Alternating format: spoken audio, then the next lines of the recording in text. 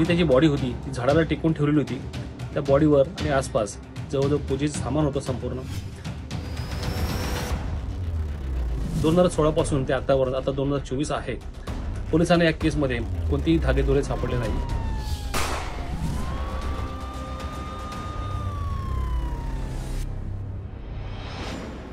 2016 मध्ये मुंबईत 22 वर्षाच्या ब्रँडन गोन्साल्विस या व्यक्तीची हत्या करण्यात आली होती।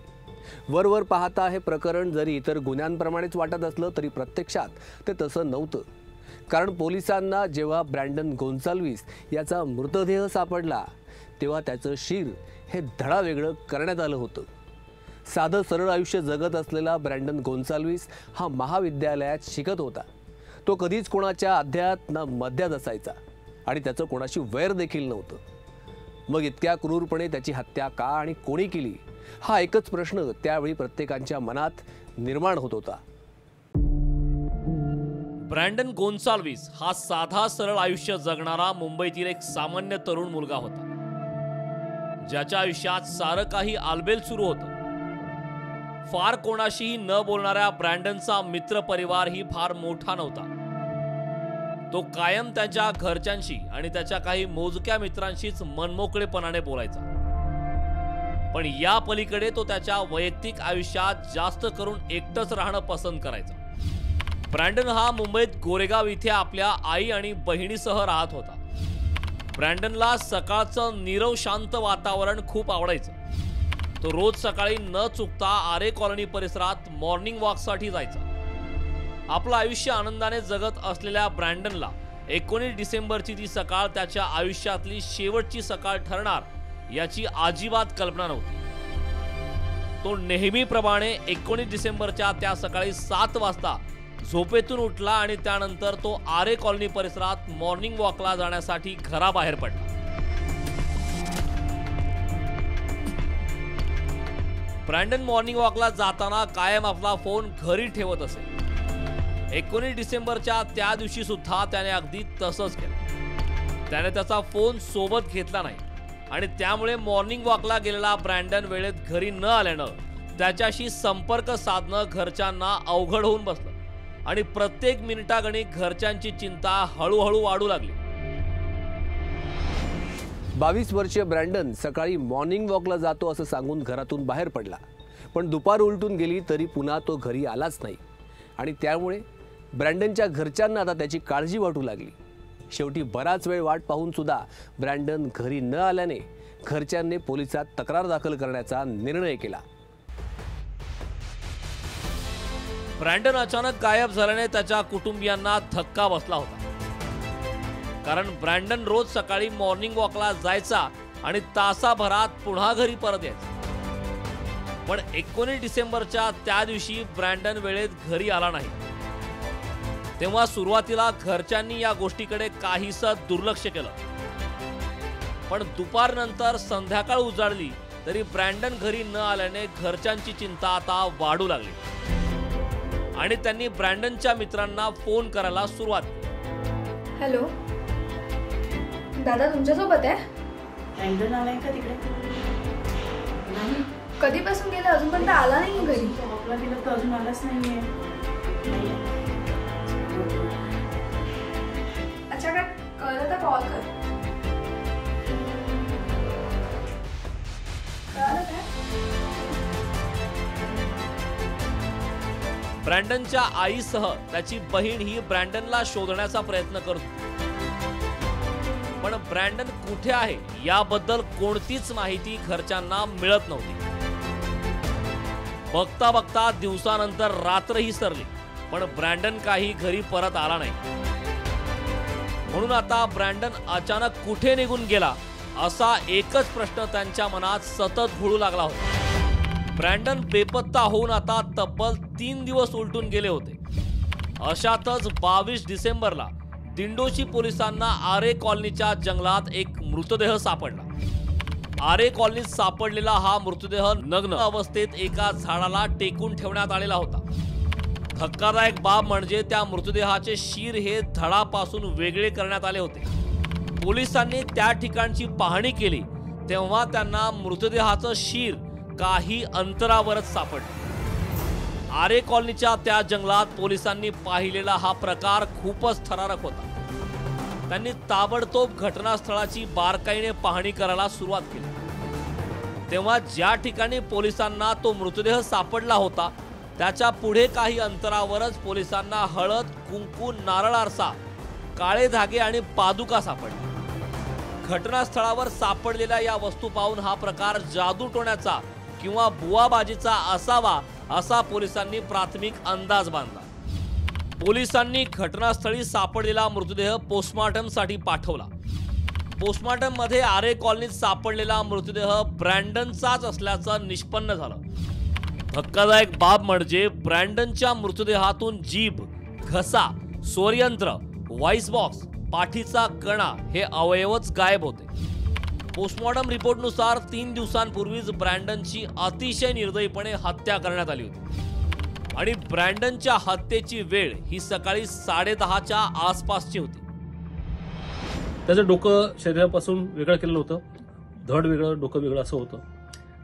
त्याच्या डोक्याचा म्हणजे त्याच्या चेहऱ्याचा भाग जो होता, हा तोंडाकडचा भाग, या इकडचा भाग हा काढून घेतलेला होता। जीभ नव्हती, गळ्याचं ते ओकल यंत्र नव्हतं आणि अशी ही बॉडी आणि हे धड आणि हे डोकं पोलिसांना सापडलं। त्याच्या हातावरती आणि छातीवरती क्रॉस असे मार्क केलेले होते। जी त्याची बॉडी होती ती झाडाला टेकून ठेवलेली होती। त्याच्या आसपास, त्या बॉडीवर आणि आसपास जवळजवळ पूजेचं सामान होतं संपूर्ण। ते नारळ होतं, काही पादुका होत्या आणि धागे वगैरे, हळदी कुंकू वगैरे असा जे पूजेकरता जे सगळं सामान वापरतो असा संपूर्ण हा प्रकार त्या ठिकाणी आढळून आला। पोलिसांनी ती बॉडी रिकव्हर केली, त्यांचा पंचनामा केला आणि जवळ 2016 पासून ते आतावर आता 2024 आहे, पोलिसांना या केसमध्ये कोणतीही धागेदोरे सापडले नाही। 19 डिसेंबरच्या सकाळी ठीक 7 वाजता ब्रँडन घराबाहेर पडला आणि बेपत्ता झाला। तो बेपत्ता झाल्याच्या 3 दिवसानंतर म्हणजेच 22 डिसेंबरला त्याचा मृतदेह सापडला। तेव्हा ब्रँडनची अतिशय निर्घृणपणे हत्या करण्यात आली आहे ही गोष्ट सगळ्यांच्याच समोर आली। सोबतच तेव्हा त्याच्या मृतदेहापासून काही अंतरावरच सापडलेल्या जादूटोण्याच्या साहित्यामुळे हे प्रकरण एका वेगळ्याच वळणाकडे जाऊ लागलं। ब्रँडनचा मृतदेह आरे कॉलनीतल्या जंगलात ज्या अवस्थेत सापडला होता ते पाहून पोलिसांना या संपूर्ण प्रकारात नक्कीच काहीतरी मोठं गूढ लपलं असणार असं वाटू लागलं होतं। म्हणून पोलिसांनी सुरुवातीला ब्रँडनच्या सर्व मित्रांकडे चौकशी करायला सुरुवात केली। ब्रँडनचं कोणाशी वैर होतं का किंवा त्याचा कोणाशी वाद झालेला होता? नाही, ब्रँडनचा वाद पण मित्र परिवाराच्या चौकशीत तपासात फायदेशीर ठरेल असा कोणताच पुरावा पोलिसांना सापडत नव्हता। याशिवाय ब्रँडनच्या मृतदेहाजवळ सापडलेल्या जादूटोण्याच्या वस्तूंमुळे या प्रकरणाचा तंत्रविद्या किंवा बुवाबाजीशी संबंध असू शकतो अशी शंकाही पोलिसांना वाटत होती। पण अनुषंगाने चौकशी केली असता पोलिसांच्या हाती फार काही लागलं नाही। ब्रँडन ही एकच केस नाही आहे, असे अनेक केसेस आहेत ज्याच्यामध्ये पुराव्याअभावी पोलिसांना ते गुन्हे बंद करावे लागतात, कारण सखोल तपास करूनही पोलिसांना काहीही प्राप्त होत नाही। साधारणपणे 1990च्या दरम्यान विरार वसईच्या ठिकाणी अशीच एक केस झालेली होती। एक मुलगी व तिचे वडील यांना काही लोकांनी अतिशय निर्घृणपणे मारून टाकलेले होते, मुलीवर बलात्कार केलेला होता, परंतु आज तागायत ते गुन्हेगार सापडले नाही आणि 10 वर्षांनी पोलिसांनी तो गुन्हा बंद केलेला होता।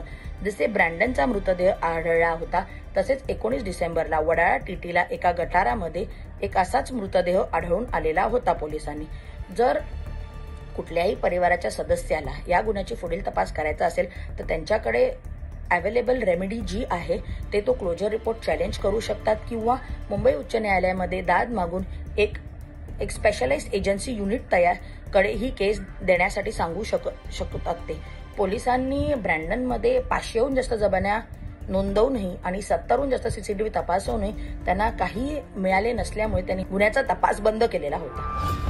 आरे कॉलनीतील सीसीटीव्ही फुटेज तपासून सुद्धा पोलिसांच्या हाती काहीच लागलं नाही। ब्रँडनच्या पोस्टमॉर्टम रिपोर्टनुसार काही विचित्र गोष्टीचा खुलासा होऊ लागला। पोस्टमॉर्टम रिपोर्टनुसार ब्रँडनच्या तळ हातावर आणि कपाळावर एक विशिष्ट प्रकारची खूण सापडली। याशिवाय मृतदेहावर असलेल्या काही जखमा या हत्येच्या उद्देशाने करण्यात आलेल्या नव्हत्या।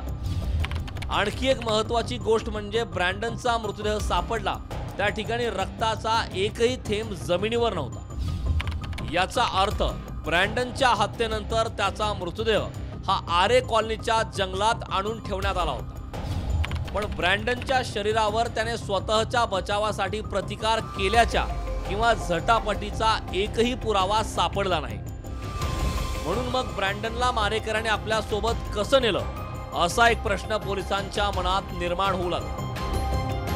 ब्रँडनच्या शरीरावर झटापटीचं एकही निशाण नसल्यामुळे ब्रँडन स्वखुशीने मारेकऱ्यांसोबत गेला असेल अशी शक्यताही पोलिसांना वाटत होती। याशिवाय ज्या अवस्थेत ब्रँडनचा मृतदेह पोलिसांना सापडला होता त्यावरून हा सर्व प्रकार नरबळीचा असेल असा एक प्राथमिक अंदाज पोलिसांनी बांधला।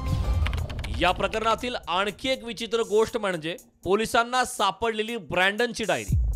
पोलिसांना या प्रकरणात तपासादरम्यान ब्रँडनची एक डायरी हाती लागली होती। या डायरीत ब्रँडनने काढलेली चित्रे काहीशी विचित्र आणि गूढ होती। त्याने या डायरीत काढलेल्या प्रत्येक चित्रात एक राक्षस प्राण्यांचे शीर धडावेगळे करताना दिसत होता। या डायरीत सगळ्या प्राण्याचे शीर हे कापलेले होते। त्यामुळे ब्रँडन या चित्रांमधून इतरांना काहीतरी सांगण्याचा प्रयत्न करत होता। या प्रश्नाचं उत्तर कोणाकडेच नाही, कारण ब्रँडन फार कोणाशी बोलत नव्हता। म्हणून ब्रँडनच्या वैयक्तिक आयुष्याबद्दल त्याच्या मित्रांना देखील फारच कमी माहिती होती। ब्रँडनच्या हत्येसंबंधित वेगवेगळ्या शक्यतांशिवाय इतर कोणताच ठोस पुरावा पोलिसांच्या हाती न लागल्याने 4 वर्षांनंतर पुराव्यांच्या अभावे ब्रँडनच्या हत्येचा तपास स्थगित करण्यात आला। ब्रँडनची आई पोलीस स्टेशनच्या फेऱ्या मारून थकली, पण तिला तिच्या मुलाचा अमानुषपणे खून कोणी केला याचं उत्तर मात्र मिळालं नाही।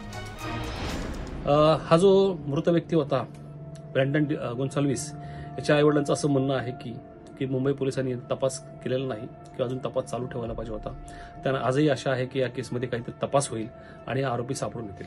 पण जवळजवळ 2016 ते आज 2024 जवळजवळ 8 वर्ष झालेली आहेत। या केसमध्ये काही सापडले नसल्यामुळे मुंबई पोलिसांनी ही केस आज तात्पुरती बंद केलेली आहे। ही जी केस तात्पुरती बंद केलेली आहे म्हणजे ह्या केसचा क्लोजर रिपोर्ट त्यांनी माननीय न्यायालयामध्ये सादर केलेला आहे। हा जो रिपोर्ट आहे याला म्हणतात ए समरी रिपोर्ट।